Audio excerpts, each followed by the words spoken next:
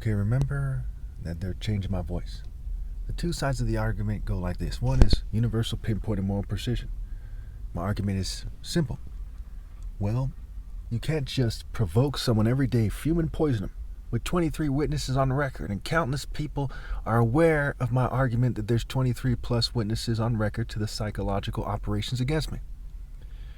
And maybe like a dozen or so, whatever it is, have witnessed it in person, and other people have witnessed some of the controversial things like slowing down my videos on the internet. And also some of the more controversial things that are harder to believe that I posted, and they witnessed it and said, yes, I see it too, right?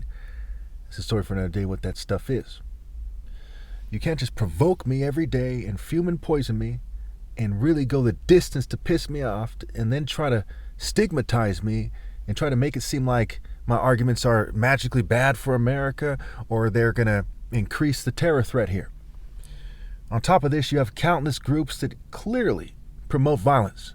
There's rock and roll, heavy metal, rap, gangster stuff, what have you. You have countless groups, corporate philosophies and processes, sexual harassment, sextortion, things that promote violence far more than terrorist attacks. People get killed for those reasons far more than in terrorist attacks here in America. Most of those mass shootings are not at a school. They're personal, they're gang shootings, they're things like this. Okay? And then turn around and say, hey, we got to silence the most moral person that ever lived because he's pronouncing judgments on behalf of God against America, which is what all the prophets in the Bible did and what the righteous man would do, and so on and so forth. Their side of the argument is, so what? They're white, Jewish, and LGBT supremacists, and who's going to stop them? Token minorities are going to help them. Thugs who work with the state are going to help them. They're like, who's going to stop us? So what? Fuck you, so on and so forth. And they keep going. Okay? Now, some of you say, well, I'm better off with them. I don't want to get hurt or whatever. But when all is said and done, as life is fast, life is short, and life is a pain.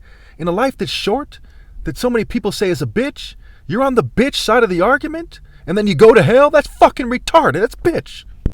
So write down Psalm 90:12 and Proverbs 5:11 and ask yourself who's right. Time and time again, I challenge them to debate. So let's debate this point by point. Let's very much analyze every point and what your argument it is point by point and line it up next to mine. And you'll see that clearly, I'm right.